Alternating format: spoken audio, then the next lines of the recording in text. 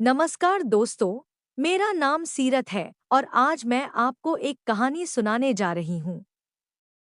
उस कहानी का नाम है गलतफहमी, जिसे लिखा है रोहित वर्मा रिंपू जी ने। मुझे उम्मीद है कि आपको यह कहानी पसंद आएगी। तो बने रहें मेरे साथ और सुने वृंदा की कहानी, जिसका नाम है गलतफहमी। लेकिन इससे पहले मैं कुछ शब्द कहानी से बारे में बताना चाहती हूँ। प्रस्तुत कहानी गलतफहमी में औरतों के भीतर की अनाम और रहस्यमयी अनेक विसंगत भव्यता से आधारित हुई है। उपन्यास को लेखक रोहित वर्मा रिंपू ने बहुत ही सलीके से रेशा रेशा बुनते हुए एक नायाब और पठनीय आकृति में तब्दील कर दिया है। औरत के बनावटी चरित्र की अनेक तहों को लेखक ने प्याज के छिलकों की तरह उतारने का साहसिक कार्य किया है। उपन्यास के मुख्य पात्र वृंदा के भीतर दुनिया भर की चमक दमक पूरी तरह समाई हुई है कि वह मात्र सुनहरे भविष्य के सपनों की खातिर अपने पति से तलाक के लिए कोर्ट कचहरी के धक्के खाने से भी गुरेज नहीं करती। उनकी यह गलतफहमी उसके लिए नरकीय जिंदगी के अनेक प्रवेशद्वार खोल देती है। यहाँ लेखक औरत के अनेक रंगों का बखान करने वाले अजय योद्धा प्रतीत होते हैं। उनके भीतर का उपन्यासकार यहाँ बहुत आकार ग्रहण करते हुए प्रतीत होता है। उपन्यास की भाषा सटीक और भरी हुई है। सबसे बड़ी बात यह है कि उपन्यास में कहीं भी बनावट नजर नहीं आती। हर चीज सलीके से और सिलसिलेवार उपन्यास की घटनाओं में परिवर्तित होती हुई प्रतीत होती है। यह उपन्यास की आत्मा है और यही उपन्यास की ताकत भी। तो चलिए अब समय बर्बाद ना करते हुए कहानी शुरू करते हैं। क्या हुआ मुक्ता बहन? यूं उदास क्यों बैठी हो? मैंने मुक्ता के दफ्तर में आते ही उससे कहा। कुछ नहीं शिखा जी, कुछ खास नहीं, बस यूं ही आज दिल थोड़ा उदास है। ऐसा थोड़ी होता है, कोई तो बात है या फिर मुझे बताना नहीं चाहती? नहीं नहीं, ऐसी कोई बात नहीं है। दरअसल आज मेरी सहेली की मृत्यु हो गई है और मैं उसी के अंतिम संस्कार से होकर आ रही हूँ। मुझे क्षमा करना, मुझे इस बारे में पता नहीं था। कौन सी सहेली और क्या हुआ था उसे? थी मेरी एक सहेली। तुम उसके बारे में नहीं जानती। उसका नाम वृंदा था और वह मेरे बचपन की सहेली थी। दरअसल अगर मैं कहूँ कि वह मेरे बचपन से पहले की सहेली थी तो यह अच्छा रहेगा, क्योंकि उसका जन्म और मेरा जन्म एक ही दिन में हुआ था और हमारा घर भी एक ही मोहल्ले में था। हम दोनों एक ही साथ बड़े हुए, एक ही स्कूल में गए और दोनों परस्पर खेलते भी एक साथ थे। क्या हुआ था उन्हें? मेरे कहने का मतलब है कि उनकी मृत्यु किन कारणों की वजह से हुई? क्या वह बीमार थी? नहीं, ऐसा कुछ भी नहीं था। वह बिल्कुल स्वस्थ थी, लेकिन इसका दिमाग स्वस्थ नहीं था। दिमाग स्वस्थ नहीं था मतलब? क्या वह पागल थी? मुझे क्षमा करना, मैं ऐसी गलत भाषा का प्रयोग कर रही हूँ। मेरे कहने का यह मतलब नहीं था। क्या वह मानसिक तौर पर बीमार थी? नहीं, वह मानसिक तौर पर भी बिल्कुल स्वस्थ थी। मुक्ता बहन, पहेलियां मत बुझाओ। अभी तो आपने कहा है कि उसमें दिमागी तौर पर स्वस्थ नहीं थी और अभी आप कह रही हैं कि वह बिल्कुल ठीक थी। आखिर क्या हुआ, क्या था उन्हें? उसे अपने कर्मों की सजा मिली थी, जो कि उसे मिलनी ही चाहिए थी और जिसकी वह हकदार भी थी। आप कहना क्या चाहती हैं? क्या आप खुलकर उनके बारे में बात करना चाहोगी? क्योंकि आपकी बातों से लगता है कि आप बताना तो चाहती हैं, लेकिन बता नहीं पा रही। मुझे माफ करना, मैं अभी इस अवस्था में हूँ कि मुझे खुद भी समझ में नहीं आ रहा कि मैं क्या बोल रही हूँ। मुक्ता बहन, मैं आपकी मानसिक दशा को समझ सकती हूँ, लेकिन क्या आप मुझे अपनी बहन मानकर अपना दुख मेरे साथ साझा नहीं कर सकती हो? क्योंकि हो सकता है मेरे साथ अपना दुख साझा करने से आपका मन हल्का हो जाए। तुम्हारी बात भी ठीक है। वृंदा ने आत्महत्या की थी और उसकी आत्महत्या का कारण वह खुद ही थी, क्योंकि जैसा जीवन वह जी रही थी वैसा जीवन उसने खुद चुना था। मुझे उसके मृत्यु का कोई अफसोस भी नहीं है। मुझे खुशी है कि उसने अपना जीवन खुद ही खत्म कर दिया। यह आप क्या कह रही हैं? उनका जीवन कैसा था? और क्यों आपको उनकी मृत्यु पर कोई अफसोस नहीं हो रहा? अब इसे मैं क्या बताऊं कि वृंदा का जीवन कैसा था और उसकी आत्महत्या की वजह क्या थी। कुछ देर अपने दफ्तर में रहकर जब मेरा मन ना लगा, तो मैंने घर जाने का फैसला किया और अपना सामान वगैरह लेकर घर की ओर निकल पड़ी। मैं घर की ओर पैदल ही जा रही थी और रास्ते में चलते हुए मुझे वृंदा का ख्याल मन में आ रहा था। मैं वृंदा को बारे में सोच रही थी। जनवरी का महीना था और धूप में तीव्रता का एहसास होने लगा था। चलते चलते मैं एक छोटे से पार्क के पास पहुंची तो उसके अंदर चली गई। कुछ लड़के लड़कियां वहां बैठकर चुहलबाजी कर रहे थे। मैंने उनकी तरफ कोई ध्यान नहीं दिया और एक पेड़ के नीचे जाकर बैठ गई। वहां मैं धूप छांव दोनों का आनंद ले सकती थी।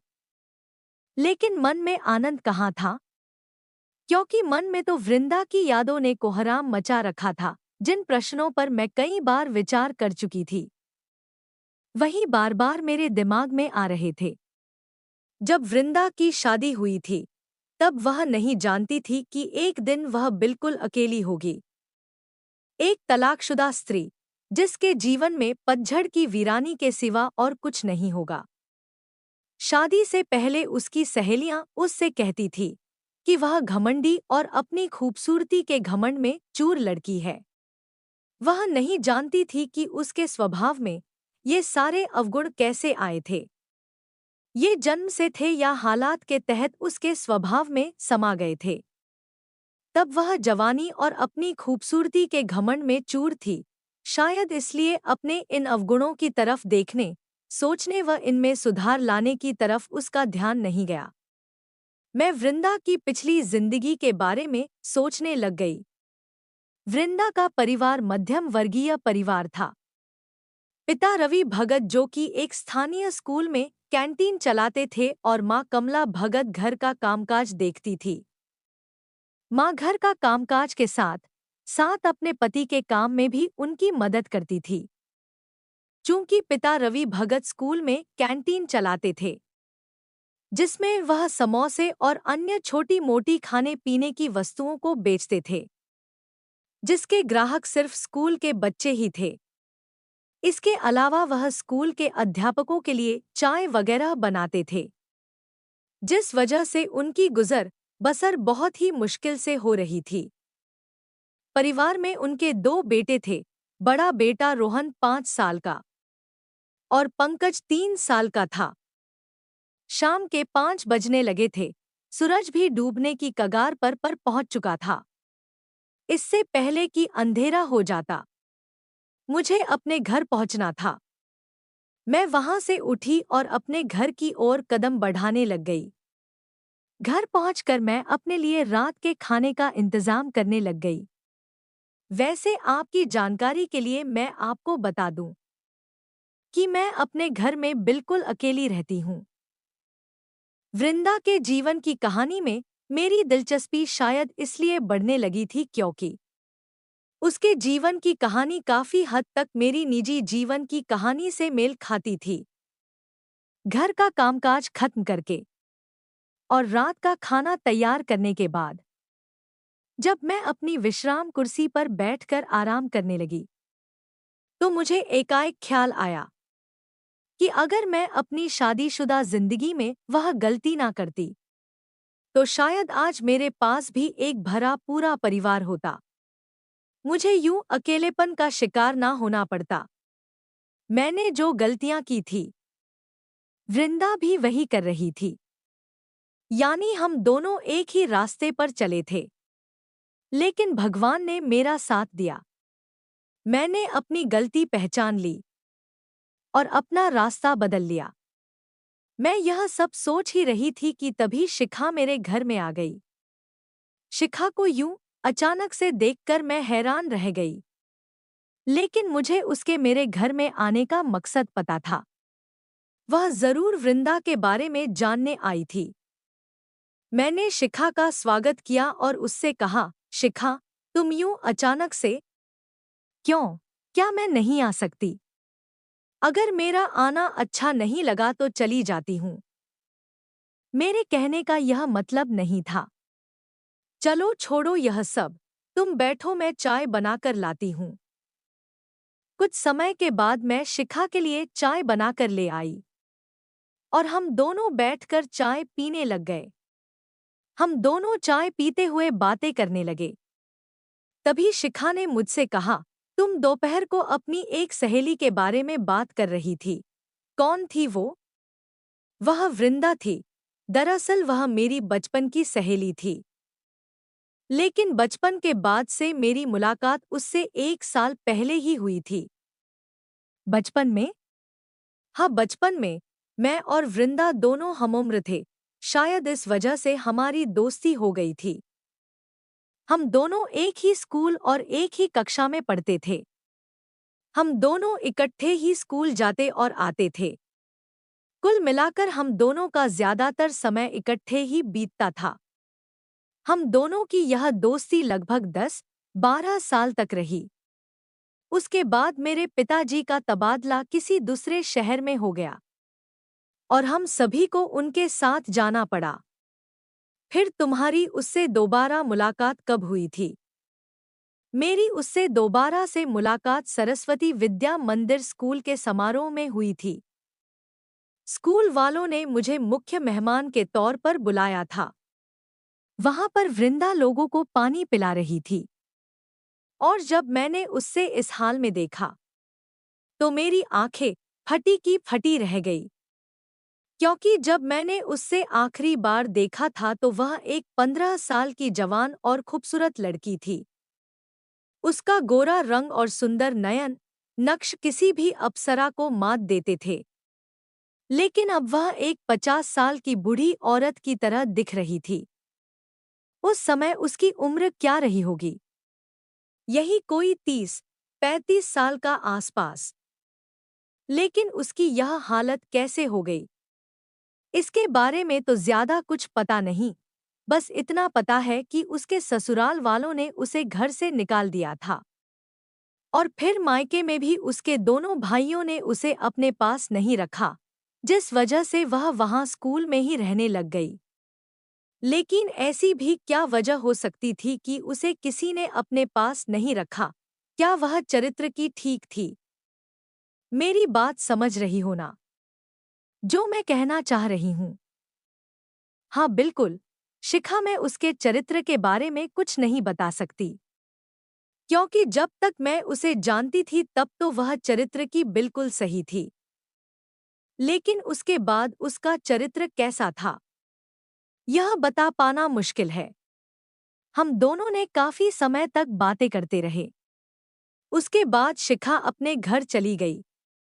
कुछ दिनों के बाद मुझे एक फोन आया और उसने कहा कि वह वृंदा की पड़ोसन बोल रही है और वृंदा की मृत्यु के बाद उसकी अंतिम क्रिया की रस्म निभाना है। चूंकि उन्हें उनके किसी भी रिश्तेदार के बारे में पता नहीं है, इसलिए मुझे उसके घर जाना होगा। मैंने शिखा को फोन किया और उसे भी साथ ले जाने के लिए राजी कर लिया। हम तयशुदा समय में वृंदा के घर की ओर रवाना हो गए। वृंदा ने शहर के स्थानीय स्कूल में एक कमरा किराए पर लिया हुआ था और अपना जीवनयापन करने के लिए वह उसी स्कूल में चपरासी की नौकरी करती थी। जब हम उसके कमरे में पहुंचे तो कमरे की हालत देखकर मैं हैरान रह गई, क्योंकि उसके कमरे की हालत के बारे में बता पाना मेरे लिए कठिन था। मैंने कभी कल्पना भी नहीं की थी कि वृंदा को मैं ऐसी किसी हालत में भी देखूंगी, क्योंकि बचपन से ही मैंने जिस वृंदा को देखा था और अब जो उसका हश्र देख रही थी, दोनों परिस्थितियों में बहुत बड़ा अंतर था। खैर, जब हम दोनों वृंदा के कमरे में पहुंचे तो सबसे पहले हमारा सामना एक अजीब सी बदबू से हुआ, जो कि कमरा बंद होने की वजह से आ रही थी। मेरे पूछने पर उसकी पड़ोसन ने बताया कि वृंदा ज्यादातर अपना कमरा बंद ही रखती थी। वह बेवजह किसी से नहीं मिलती थी। हम अभी बातें ही कर रहे थे कि तभी सुनीता आंटी वहां पर आ गई। सुनीता आंटी वृंदा की मौसी थी। नमस्कार आंटी जी, मैंने उनसे कहा। ओह मुक्ता, तुम? बहुत सालों के बाद तुमसे मुलाकात हो रही है। कहाँ रहती हो आजकल? जी आंटी जी, बस यहीं आप ही के शहर में रहती हूँ। और फिर अपनी सहेली को विदा करने आ ही गई तुम? इतना सुनते ही मैं रोने लग गई, क्योंकि मैंने जीवन में कभी यह सोचा ही नहीं था कि मुझे यह दिन भी देखना पड़ेगा। सुनीता आंटी ने मुझे चुप करवाते हुए कहा, चुप हो जाओ बेटी, यह सब कर्मों का फल है। वृंदा ने जो कर्म किए हैं उसकी सजा तो उसे एक ना एक दिन मिलनी ही थी। उसका तो जन्म ही नहीं होना था। उसके माता पिता तो अपनी 2 औलादों के बाद संतुष्ट थे। उन्होंने कभी भी तीसरी औलाद यानी वृंदा के जन्म के बारे में कभी सोचा ही नहीं था। सुनीता आंटी की यह बात सुनकर मैं हैरान थी, लेकिन मुझसे भी ज्यादा हैरान मेरे साथ आई शिखा थी। वह मेरे बोलने से पहले ही उनको कहने लगी, यह क्या बात कर रहे हो आंटी जी? वृंदा के जन्म की कोई योजना नहीं थी। मैं कुछ समझी नहीं। दरअसल उसके जन्म की कोई योजना भी नहीं थी। रवि और कमला अपने 2 बेटों के साथ खुश और संतुष्ट थे। वह इसके बाद तीसरी कोई औलाद नहीं करना चाहते थे। लेकिन एक दिन कमला की माँ उनके घर आई और कमला ने उनका स्वागत करते हुए कहा, आओ माँ जी, क्या हाल है आपका? बेटी, मेरा तो ठीक है, तो अपना बता। दामाद जी का काम काज कैसा चल रहा है? जी वह सब ठीक है, अभी स्कूल में छुट्टियां चल रही हैं ना, तो इस वजह के काम बंद है, वैसे सब ठीक है। छुट्टियां? वह किस वजह से? माँ जी, वह बच्चों की वार्षिक परीक्षाएं जो खत्म हो गई है, इस वजह से कुछ दिनों के लिए स्कूल में छुट्टियां हैं। चलो कोई बात नहीं, कुछ दिनों की तो बात, जब स्कूल खुल जाएंगे तो सब ठीक हो जाएगा। बच्चे नहीं दिख रहे, कहाँ हैं? बच्चे पास ही पड़ोस में गए हैं, अभी बुला देती हूँ। नहीं रहने दे, तो बता सब ठीक है ना? दामाद जी का कामकाज कैसा चल रहा है? जी बिल्कुल ठीक है। अच्छा, मुझे तुमसे एक बात करनी थी, अगर तुम बुरा मत मानो और मेरी बात को समझने की कोशिश करो, तो मैं तुमसे कुछ कहना चाहती हो। क्या बात है माँ? तुम ऐसे क्यों कह रही हो? क्या मैंने कभी तुम्हारी बात का बुरा माना है? और फिर आप मेरी माँ है। यह आपने कैसे सोच लिया कि मैं तुम्हारी किसी बात का बुरा मान जाऊंगी? बात क्या है? आप बेफिक्र होकर कहें। अगर ऐसी बात है तो सुनो। तुम्हें तो पता ही है कि तेरे भाई की शादी को हुए 10 साल के आसपास का समय हो गया है और अभी तक उसे औलाद का सुख नहीं मिल पाया। इस वजह को लेकर वह अक्सर अपनी पत्नी यानी तेरी भाभी से लड़ता झगड़ता रहता है। घर का माहौल कई सालों से बिगड़ा हुआ था, लेकिन अब अचानक से पिछले कई महीनों से घर लगा माहौल काफी बिगड़ गया है। मुझे डर है कि कहीं कोई अनहोनी ना हो जाए। क्या बात है माँ? जरा खुलकर बताओ। जब तेरे भाई को कई सालों से औलाद का सुख प्राप्त नहीं हुआ, तो हमने उन दोनों को किसी डॉक्टर के पास जाकर जांच करवाने की सलाह दी। वह दोनों स्थानीय डॉक्टर के पास गए और दोनों की शारीरिक जांच हुई। जांच में पता चला कि तुम्हारी भाभी कभी भी मां नहीं बन सकती। इस बात को लेकर तुम्हारा भाई उससे झगड़ा करने लगा और जिद कर बैठा कि मैं इससे तलाक लूंगा और दूसरी शादी करूंगा। यह क्या बात कर रहे हो? यह तो बहुत गलत बात है। क्या आपने उसे समझाया नहीं कि ऐसा करना पाप है? बेटी, हमने उसे काफी समझाया, लेकिन वह नहीं मान रहा। वह इसी जिद पर अड़ा हुआ है कि वह तेरी भाभी से तलाक लेकर ही रहेगा और दूसरी शादी करेगा। अब तो बता कि क्या किया जाए। मैंने तो उसे बहुत समझाया, लेकिन वह नहीं मान रहा। अगर तुम कुछ मदद कर सकती है तो करो। माँ, मैं इसमें क्या मदद कर सकती हूँ? वह मुझसे बड़ा है, और अगर वह आपकी बात नहीं मानता तो मेरी कहाँ से मानेगा? वह दोनों माँ बेटी अभी बातें कर ही रहे थे कि तभी रवि वहां पर आ गया और अपनी सास को घर पर आया देखकर उनके पास आकर बैठ गया। माता जी, आप कब आए? बेटा, अभी कुछ ही समय हुआ है। मैं तुम्हारे बारे में ही पूछ रही थी कि तुम आ गए। यह तो बहुत अच्छी बात है। क्या हुआ? आप कुछ परेशान नजर आ रही हैं? कुछ नहीं बेटा, घर की परेशानियां हैं ही कुछ ऐसी। क्या परेशानी है? मुझे भी कुछ बताओ। नहीं बेटा, ऐसी कोई बात नहीं है। यानी कि आप मुझे नहीं बताओगे? ठीक है, आपने भी मुझे दामाद की ही जगह पर ही रखा है, बेटे की जगह पर नहीं। बेटा, यह तुम कैसी बात कर रहे हो? मैंने कभी ऐसा नहीं सोचा। तुम तो मेरे बेटे हो। अगर आप मुझे अपना बेटा मानती तो मुझसे अपनी परेशानी साझा करती। बेटा, तुम गुस्सा कर गए। दरअसल मैं तुम्हारे साले विजय को लेकर कुछ परेशान हूँ। विजय को लेकर? क्यों, क्या किया अब उसने? बेटा, उसकी शादी को 10 साल के आसपास का समय हो गया है और अभी तक उसे औलाद का सुख प्राप्त नहीं हुआ। कुछ समय पहले उसने और उसकी पत्नी ने शारीरिक जांच करवाई तो पता चला कि उसकी पत्नी में ही कुछ कमी है, जिस वजह से वह कभी भी मां नहीं बन सकती।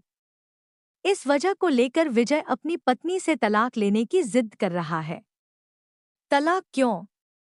उसका कहना है कि वह अपनी पत्नी से तलाक लेगा और दूसरी शादी करेगा, ताकि उसे दूसरी पत्नी से औलाद का सुख प्राप्त हो सके। बस इतनी सी बात। माताजी, इसमें कोई परेशानी वाली बात नहीं है। बस विजय को थोड़ा समझाने की जरूरत है। क्या मतलब बेटा? मैं कुछ समझी नहीं। आप चिंता मत करें, मैं उसे समझा दूंगा। बेटा, तुम समझ नहीं पा रहे हो, बात काफी बढ़ चुकी है। यह कहकर रवि की सास रोने लग पड़ी और रवि ने उसे चुप करवाया और तुरंत से अपने साले विजय को फोन करके अपने पास आने को कहा। कुछ समय के बाद विजय अपनी पत्नी को लेकर उनके पास आ गया।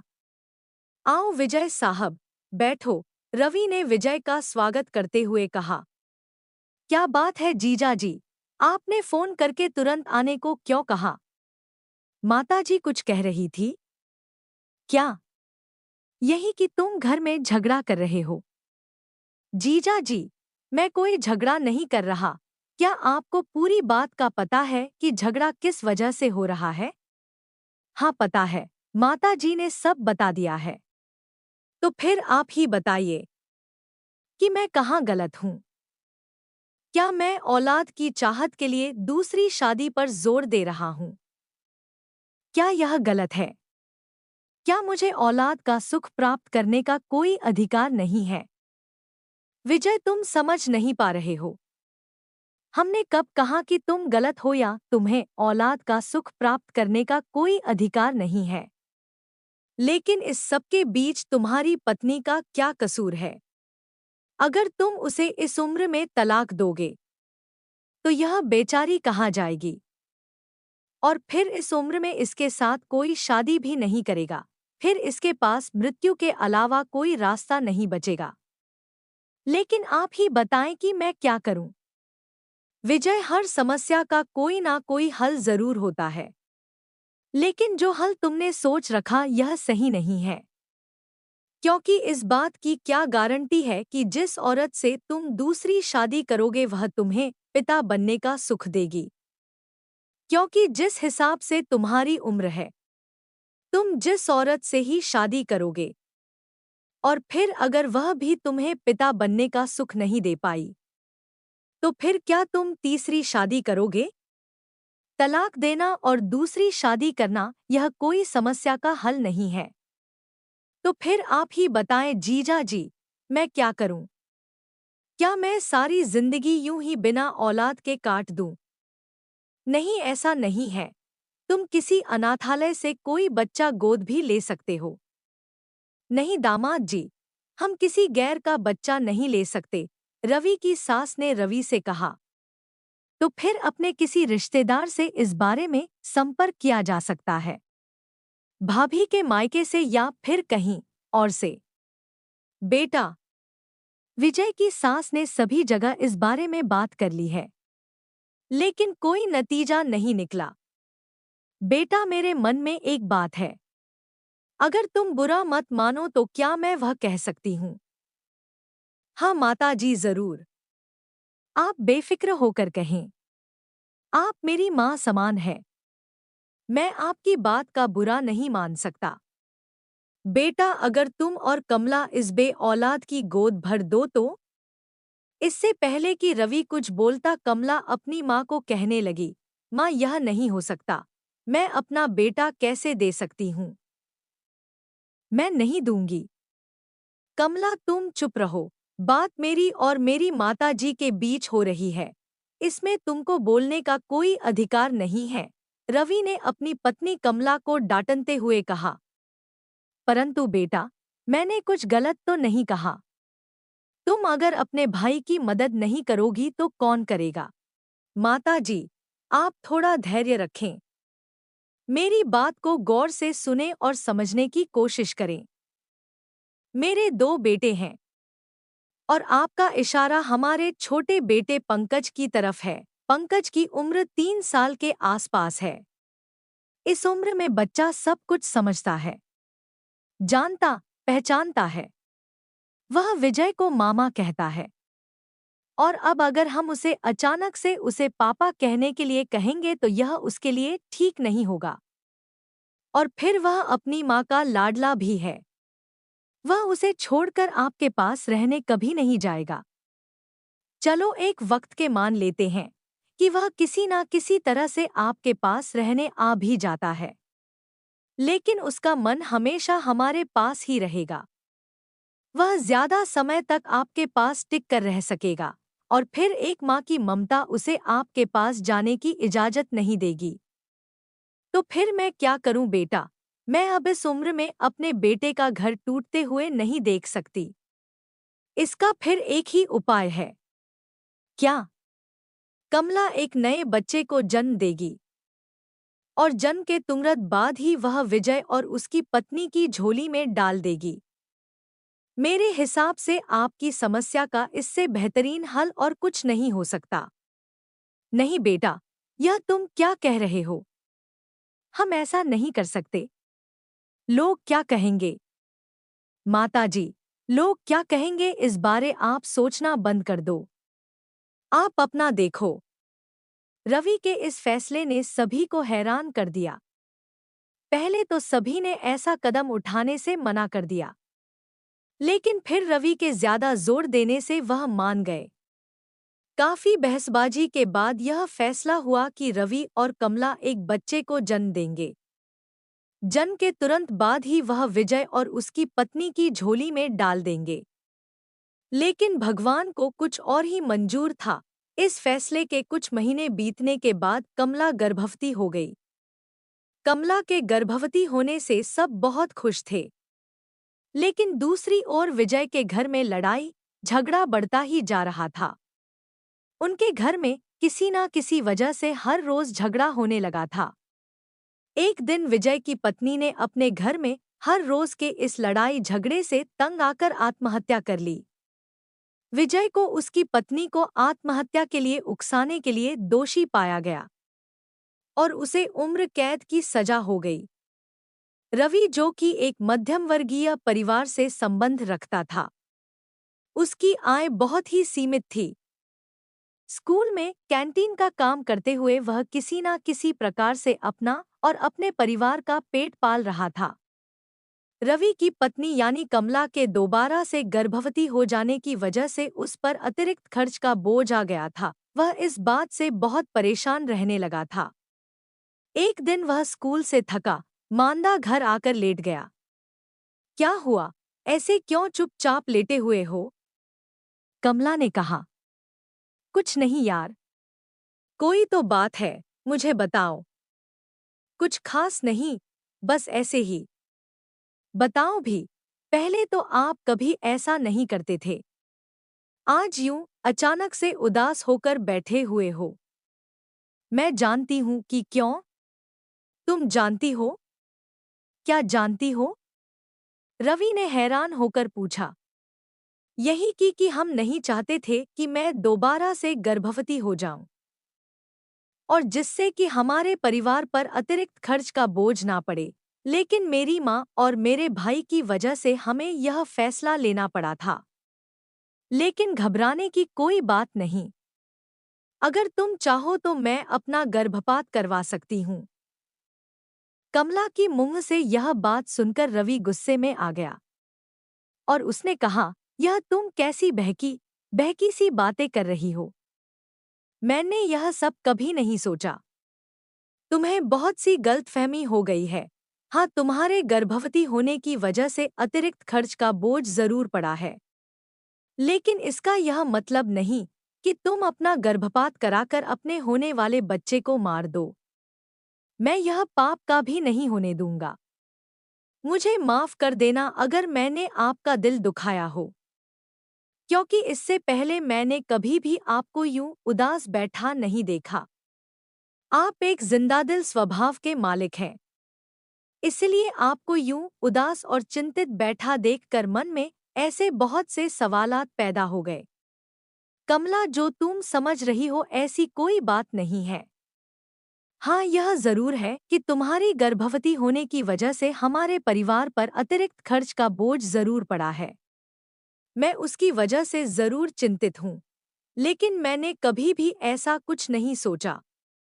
मैंने इसमें कभी भी तुम्हारी माँ या तुम्हारे भाई को दोषी नहीं माना। यह भगवान की देन है और मैं इस भगवान की देन को कभी भी ठुकरा नहीं सकता। कृपया भविष्य में मुझसे इस बारे में कभी भी बात नहीं करना। ठीक है, मैं भविष्य में इसके बारे में जरूर ध्यान रखूंगी। अब मुझे बता भी दो कि आप किस वजह से चिंतित हो। शायद मैं आपकी कुछ मदद कर सकूं।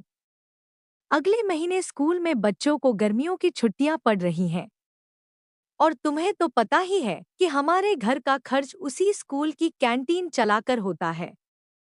अब अगर स्कूल बंद हो जाएंगे तो हम घर का खर्च कैसे करेंगे? वैसे भी स्कूल का काम तो दोपहर तक होता है। उसके बाद मेरे पास कोई काम नहीं होता। मैं सोच रहा था कि खर्च का घर का खर्च चलाने के लिए उसके बाद भी कुछ काम किया जाए।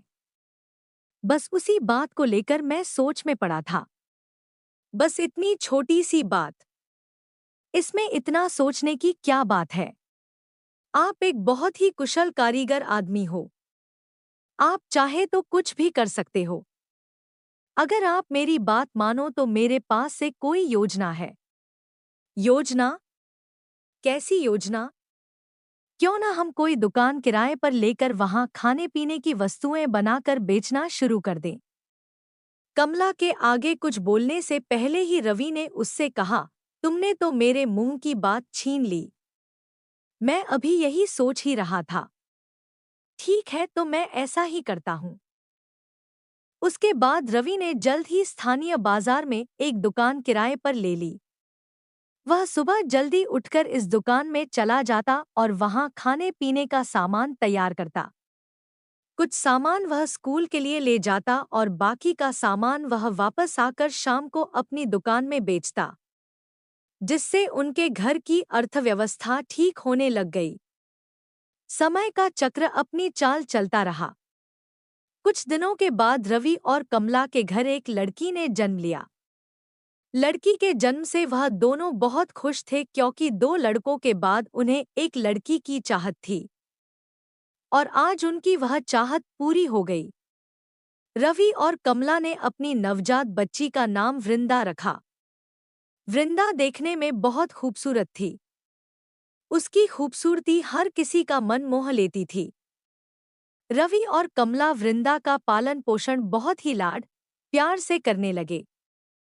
सुनीता आंटी से वृंदा के जन्म की यह कहानी सुनकर हम दोनों हैरान थे क्योंकि मैं उसे बचपन से जानती थी, लेकिन उसकी इस कहानी के बारे में मुझे भी नहीं पता था। आंटी से यह सब बातें सुनकर मेरी उत्सुकता और भी बढ़ गई। आगे की कहानी जानने को लिए बने रहिए हमारे साथ। और साथ ही अगर आप हमारे चैनल को सब्सक्राइब करके घंटीन वाले बटन को दबा दें ताकि कहानी का अगला भाग पब्लिश होते ही इसकी नोटिफिकेशन सबसे पहले आपको मिल सके। धन्यवाद। मिलते हैं कहानी के अगले भाग में। तब तक के लिए आप मुझे इजाजत दें। धन्यवाद एक बार फिर से।